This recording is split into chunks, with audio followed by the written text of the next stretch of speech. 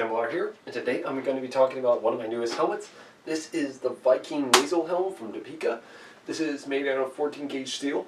Now, I bought this because I'm planning on doing a Viking armor up episode, and I decided to get something, well, Viking-ish.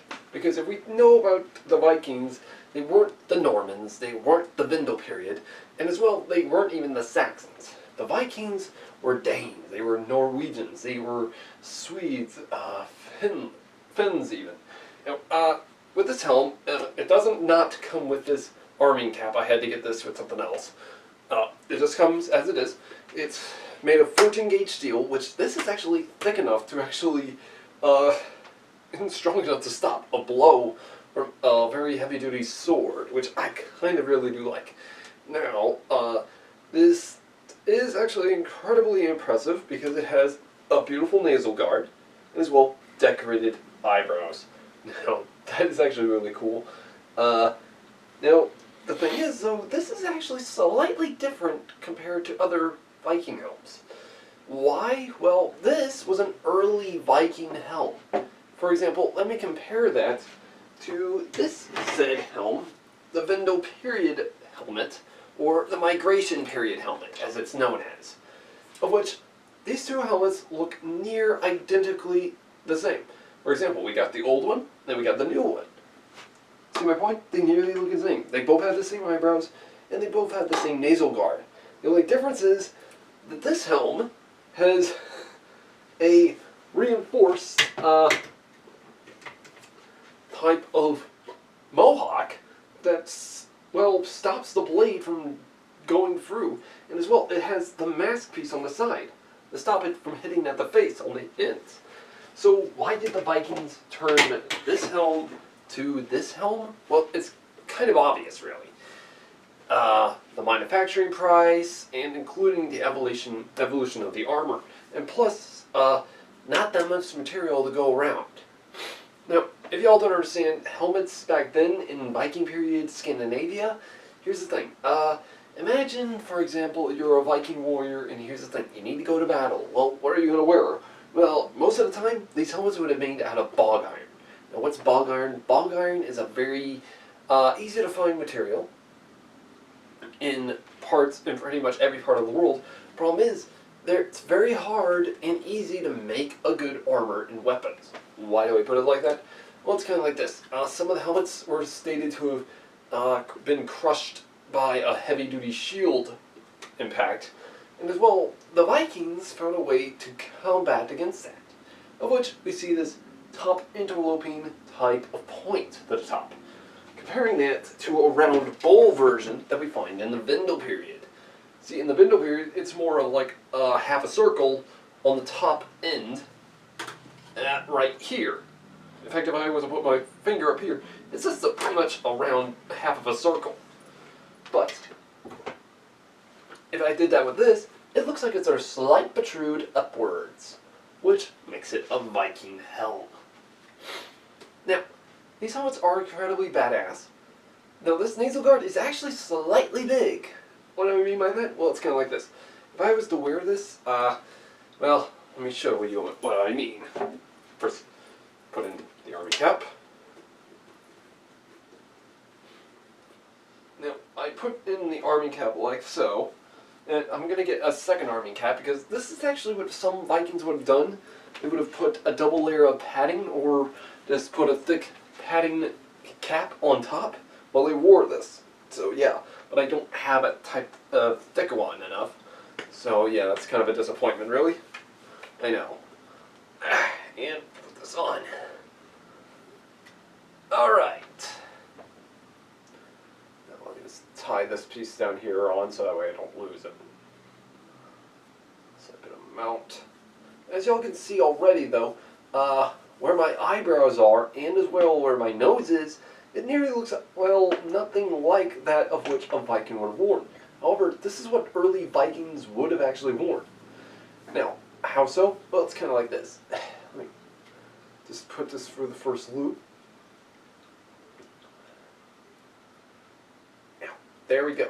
Now, as you can see, these eyebrows are right where my eyebrows are. What does that mean? This is actually a leveling design.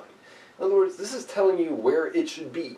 This is telling you how much your helmet should, well, withstand. And doing so, this nose guard protrudes very far downward, none of which is technically far below my mouth.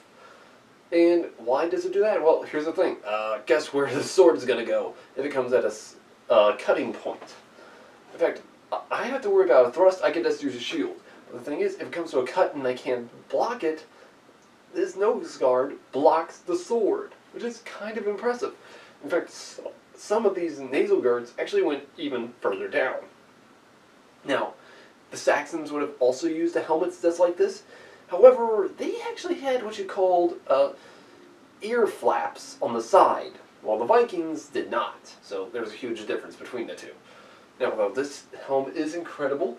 I can see both left and right very easily. I can see down extremely easy. Up, I have a slight bit of a problem due to the eyebrows. Now, now this is actually the really cool part. The helmet is technically manufactured in a type of way on the inside, especially if you see through this.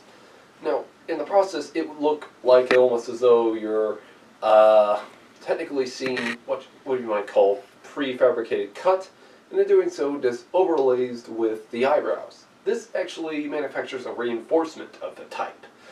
But as well, also, this nasal guard is actually surprisingly thick enough that I can actually put like at least 3 of my fingers together, and of which, yeah, that's actually about wide it is, and it's wide enough that it could actually work as a good piece of armor. And now, this, I still have enough room that I could even wear a mail coif underneath this. So that would be perfect for the battlefield. So what would I give a recommendation for this type of helmet? I would technically have to give it a 5-star rating for Topeka for this, because it's actually surprisingly historically accurate, because it's based off of a historical model that was found, I want to say, in Scandinavia, but some say in northern Germany. In fact, somewhere between Denmark and Germany. So yeah, it's kind of confusing. However, the helmet was so badly damaged, it was beyond repair, or some say understanding of what it might have looked like. So this is Topeka's best guess of what it looked like. Now, it does actually have, before I forget, it also has this surprising, beautiful eyebrow design, also on the very far back end, that looks like a horse, of which that's what it's meant to be look like. Now, I hear you already. Simple. How good of a helmet is this? How much force damage can this thing take? Well, in truth, during the Viking Age, as I stated, the Vikings manufactured these helmets to work so well that they could actually stop the blow of a mace head. In fact, that's because of its shape, and that's surprising even still to this day, how historians are now discovering this even more. Now though, I don't want to actually take a sword to this, because I don't want to damage my helmets. You know I love my helmets. But I will be taking it to that World War II helmet, which I used to use for reenactments. So, yeah, pretty much I use that for examples, but I haven't gotten to that yet. So, yeah. Anyways, guys, if you want to check him out, be my guest. I will leave links down below in the description for any of y'all who want to actually see these beautiful helmets. As well, many links of them shall be linked down below.